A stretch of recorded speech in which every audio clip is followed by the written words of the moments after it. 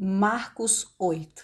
Naqueles dias, sendo a multidão muito grande e não tendo o que comer, Jesus chamou a si os seus discípulos e disse-lhes: Eu tenho compaixão da multidão, porque já estão comigo há 3 dias e não tenho o que comer.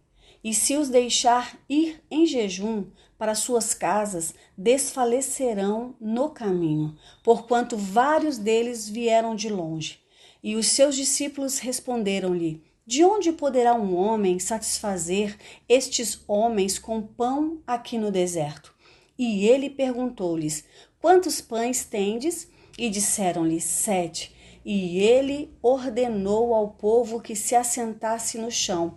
E tomando 7 pães, e tendo dado graças, partiu-os e deu-os aos seus discípulos para colocarem diante deles, e puseram-nos diante do povo. E tendo alguns pequenos peixes, ele os abençoou e também ordenou-lhes para que colocassem diante deles. Então eles comeram e saciaram-se.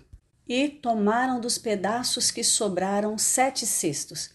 E os que haviam comido eram cerca de 4.000, e ele os despediu. E ele, entrando imediatamente no barco com os seus discípulos, foi para as regiões de Dalmanuta. E vindo os fariseus, começaram a questioná-lo, tentando-o, procurando um sinal do céu. E, suspirando profundamente em seu espírito, disse: Por que procura esta geração um sinal? Na verdade, eu vos digo que a esta geração não se dará nenhum sinal. E deixando-os, tornou a entrar no barco e foi para o outro lado. Ora, os discípulos tinham se esquecido de levar pães, e no barco não tinham consigo senão um pão. E ele ordenou-lhes, dizendo: Fiquem atentos, guardai-vos do fermento dos fariseus e do fermento de Herodes. E eles arrazoavam entre si, dizendo: Isto é porque não temos pão. E Jesus, percebendo isso, disse-lhes: Por que argumentais por não terdes pão? Ainda não percebeis nem compreendeis? Tendes ainda o vosso coração endurecido? Tendo olhos, não vedes? E tendo ouvidos, não ouvis? E não vos lembrais? Quando eu parti os 5 pães entre os 5.000, quantos cestos cheios de pedaços tomastes? E eles disseram-lhe: 12. E quando partiu os 7 entre os 4.000, quantos cestos cheios de pedaços tomastes? E disseram-lhe: 7.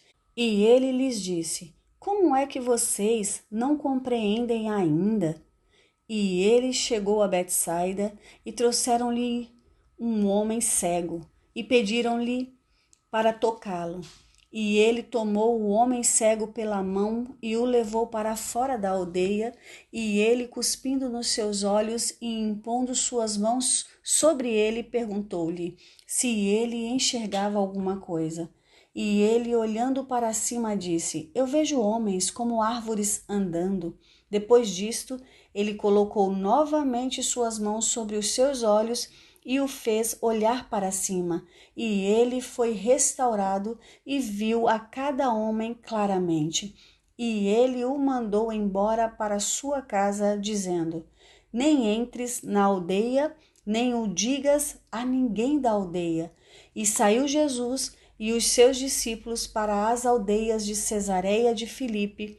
No caminho, ele perguntou aos seus discípulos, dizendo: Quem dizem os homens que eu sou?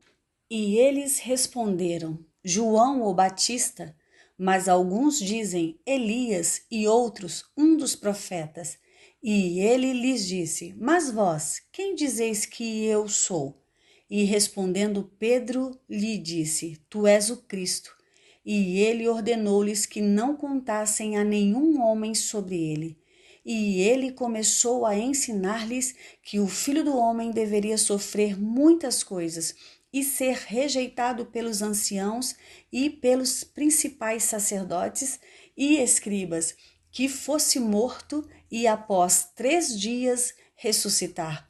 E ele falava estas palavras publicamente. E Pedro, tomando-o, começou a repreendê-lo. Mas ele, virando-se e olhando para os seus discípulos, repreendeu a Pedro, dizendo: Para trás de mim, Satanás, porque tu não tens gosto das coisas que são de Deus, mas das coisas que são dos homens.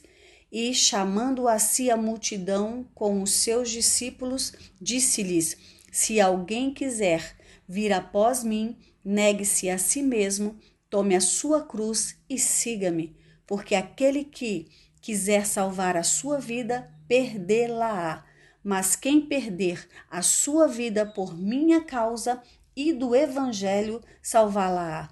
Porquanto, que lucro tem um homem em ganhar o mundo inteiro, se perder a sua própria alma? Ou que dará o homem em troca de sua alma? Porquanto, qualquer que, entre esta geração adúltera e pecadora, se envergonhar de mim e das minhas palavras, também dele se envergonhará o Filho do Homem, quando vier na glória de seu Pai com os santos anjos. Bíblia Sagrada, King James, 1611.